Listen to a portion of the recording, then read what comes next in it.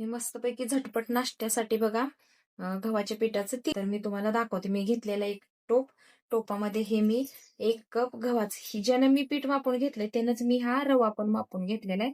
हा रवा पण त्याच्यामध्येच मी मिक्स करणार आहे आणि हे सगळ्याचं आता आपल्याला मिश्रण बनवायचं आहे. तर आता मी हे सगळं बघा असं पाणी ओतून असं बॅटर बनवून घेणार आहे ह्याचं. थोडं थोडं पाणी ओतत असं हे मिश्रण आपल्याला सगळं मिक्स करून घ्यायचंय. हे असं मिश्रण आपल्याला तयार करून घ्यायचंय गव्हाच्या पिठाचं आणि रव्याचं. हे असं सगळं मिक्स असं हलवायचं आणि हे असंच आपल्याला भिजत ठेवायचंय आता. तर बघा गव्हाचं पिठाच्या आणि रव्याचं असं गुठळ्या होतात, तर गुठळ्या होऊन द्यायच्या नाहीत. हे पीठ अगोदर मी चांगलं मिक्स करून घेतलं आणि चांगलं छान कुरकुरीत होण्यासाठी मी ह्याच्यामध्ये 1 चमचा बेसन पीठ पण टाकलंय, का तर कुरकुरीत होण्यासाठी. म्हणजे कुणाकुणाला कुरकुरीत आवडतं, मग जरा तसं कुरकुरीत होण्यासाठी मी 1 चमचा बेसन टाकून घेतले. ते पण चांगलं मिक्स करून घ्यायचं. तर बघा असा हा झटपट होणारा नाश्ता आहे. तुम्ही सकाळी म्हणजे बनवू शकता सकाळच्या नाश्त्याला पण, आणि मुलांना टिफिनला सुद्धा तुम्ही हे बनवून देऊ शकता. आणि पटकन होणारा कुरकुरीत खमंग आणि पौष्टिक असा हा नाश्ता आहे. तर तुम्ही हे झटपट बनवू शकता असं, मुलंही आवडीनं हा नाश्ता खूप खातील. तर आता आपलं तेल गरम झाले, त्याच्यामध्ये असे जिरे टाकून घ्यायचे. जिरे टाकले की बघा अशी मिरची टाकायची आणि आपला रवा फुलेपर्यंत आपण ह्या भाज्या फ्राय करून घ्यायच्या. 2 बारीक मिरच्या कट करून एकदम बारीक घेतल्यात आणि त्या बी त्याच्यामध्ये टाकलेत बघा. मी हे परतून घेतलंय आपण. आता हे परतून घेतलंय तर ह्याच्यामध्ये बघा बारीक चिरून मी कांदा टोमॅटो घेतलेला आहे. तर हे त्याच्यामध्ये असं हे करायचं असं हे पण ह्याच्यामध्ये फ्राय करून घ्यायचे. आणि गाजर पण आहे बघा, गाजर पण हे सगळं मी केलंय बारीक आणि हे असं हलवायचं. तर बघा ह्या भाज्या मी चांगल्या बारीक. आता हे सगळं मिश्रण ह्याला एक वाफ देऊन घ्यायची आपल्याला. तर आता सगळ्या भाज्या असं लसूण आणि बघा मीठ पण असं टाकायचं.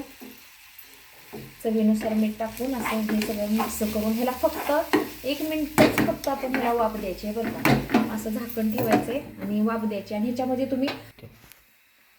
ह्याच्यामध्ये तुम्हाला ज्या आवडतात त्या भाज्या तुम्ही ॲड करू शकता बारीक चांगल्या चिरून.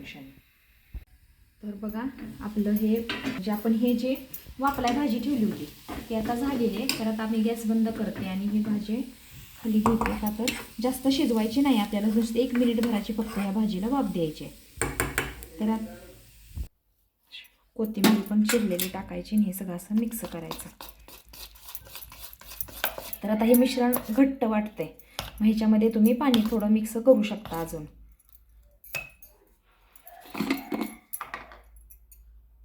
चवीनुसार मीठ, का तर आपण थोडं मग अशी मीठ टाकलं होतं त्यामुळे आता चवीनुसार टाकून घेतले थोडंसं. तर आता हे बघा असं हलवायचं आहे. आता हे घट्ट आहे तर आपण ह्याच्यामध्ये जरा पाणी घालायचं.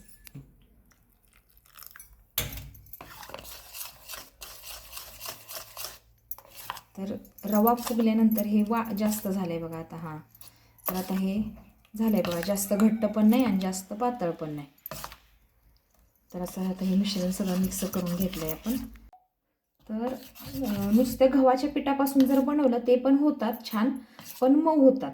पण तुम्हाला कुरकुरीत हवे असतील तर ह्याच्यामध्ये रवा ॲड करावाच लागतोय.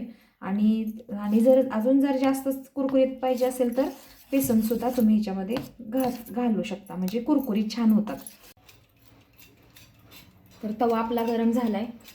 आता त्याच्यामध्ये बघा तेल असं स्प्रे करून घेते मी, का तर आपला ते बनवतोय ना ते चिकटला ना पाहिजे. असं पसरून घ्यायचं तेल मधोमध असं. तर बघा हे जाळीदार होत आहे का.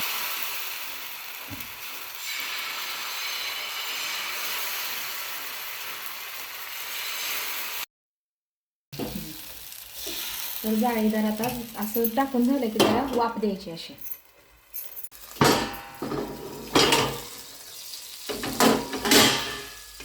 नंतर बघा असं परत जरा तेल स्प्रे करायचं, का तर कडनं व्यवस्थित हे झालं पाहिजे, आपल्याला उलटता आलं पाहिजे.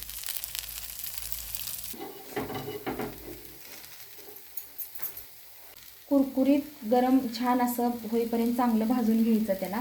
ते भाजलं ना की तुम्ही ते चटणीवर खाऊ शकता, नाहीतर हाय असं असं पण घेऊन गरम गरम खाऊ शकता. का तर त्याच्यात आपण भाज्या पण घातल्यात आणि चवीसाठी मिरची पण टाकलेली आहे, त्यामुळं असं गरम गरम पण खूप छान लागतंय.